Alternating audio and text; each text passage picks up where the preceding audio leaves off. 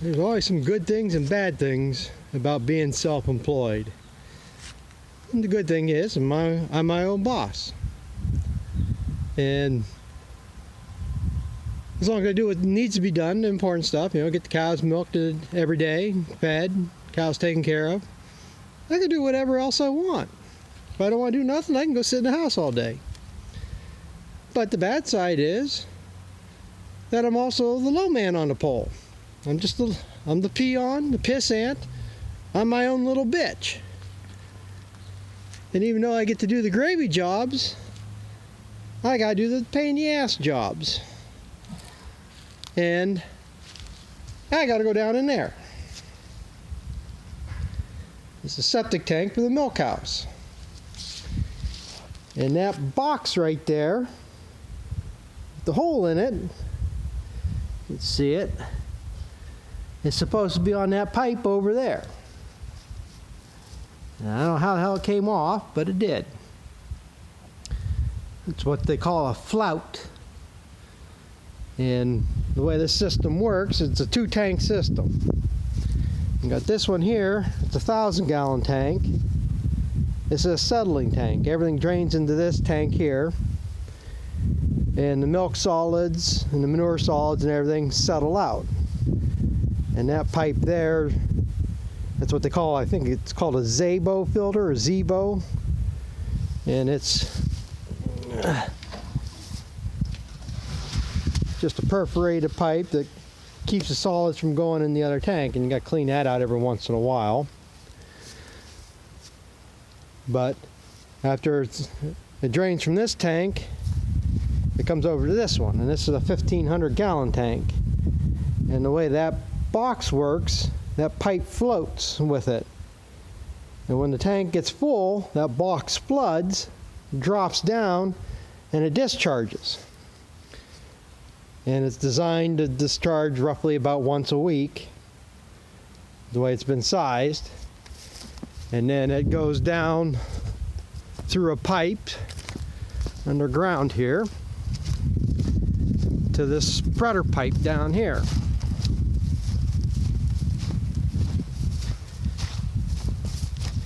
And it tees out.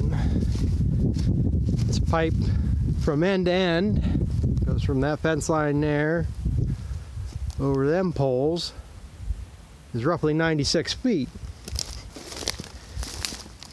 And it's got, it's every 3 or 4 foot. They got a, I think that's a 1/2 inch, maybe 3/4 inch hole spaced across here. And what that does, it discharges it over this area, and then it flows down or soaks into the ground through here. And then the main reason of doing this is the water contains a lot of phosphorus from the soaps and stuff, and it goes down over this area, and the grass is supposed to absorb them phosphoruses to help polluting the creeks and streams and stuff. And it's just a simple system, but the problem with going down in that tank is I don't know what kind of gases are down in there, because you got chlorine from sanitizing the systems, you got acid from washing the systems. The CIP soaps are a hot soap with a lot of phosphorus in it. Don't know what kind of gases it's making down in there. So what I'm going to do, I got set up here with a barn fan on this opening, push air down in there to air it out and to keep fresh air from going down in there while I'm down in there. And I'm hoping, might have to pull that pipe and everything out, but I could slip that on and maybe make some kind of strapping or something to hold that to the pipe. I don't know if it's supposed to be glued on there or what, but so that's the job I have to do. Now this is one of your benefits of the Farm Bill. This is actually a funded project I did through the NRCS office, which is the Natural Resource Conservation Service. And this is one of the cost-sharing projects, because to help control pollution and stuff. And it's fun getting them grants and stuff. I'm debating about making some other videos here, because another project, they really don't do just one little small project like this. They group things together, and you get things like that too. The manure storage building to stack manure in, so you don't have to spread manure on the snow. But there's a lot of hoops to jump through. It's not free money. I mean, it's cost sharing, so I had to pay for part of it, plus the grant is taxable. The year I did that building, I had one other project I did, they paid all on the same year. I ended up paying $5,000 more in taxes than I normally would have, because it's all considered income. But it's still cheaper than me paying for that building.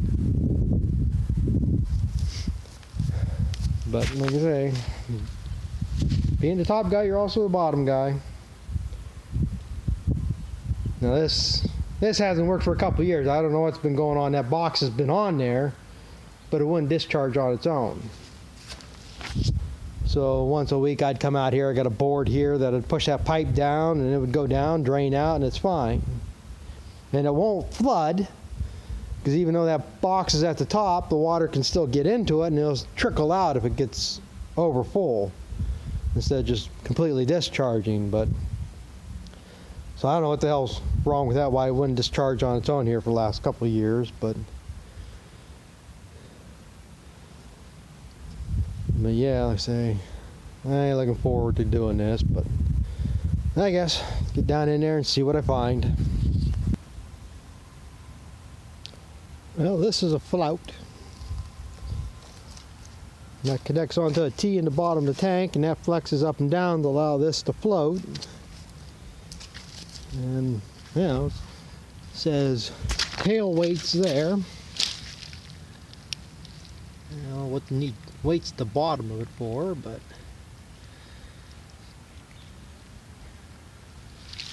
I guess flout is basically that there, and then that there, and then you put a piece of pipe in to whatever length you need. And then, like I say, this box floats in there. The thing I don't know now is, and there's the cutout in here. Let's see, you can see it's got a little arch there. So I know now that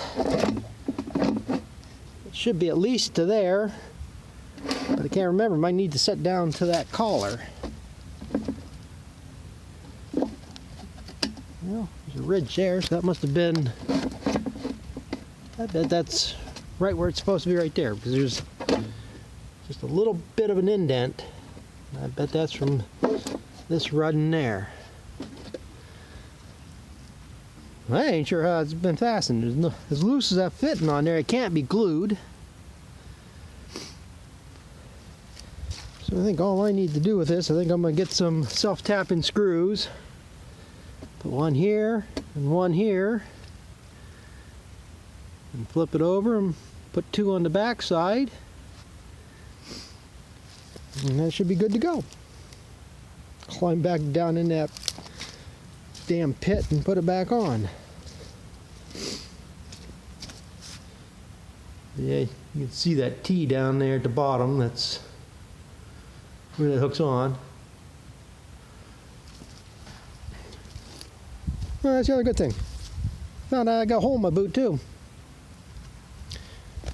That's the way it always is. Where you don't want to find out, that's where you find it. But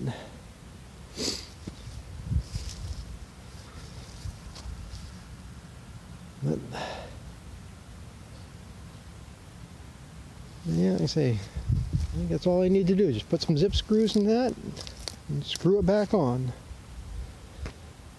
So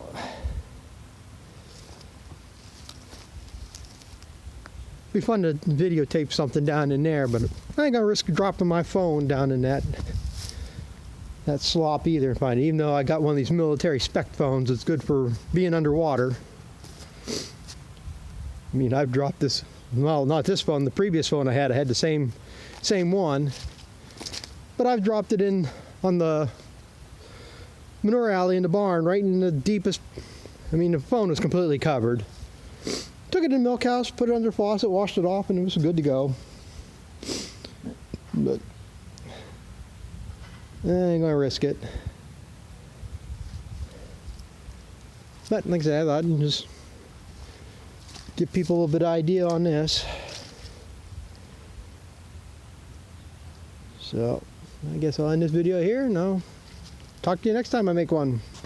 Thanks for watching.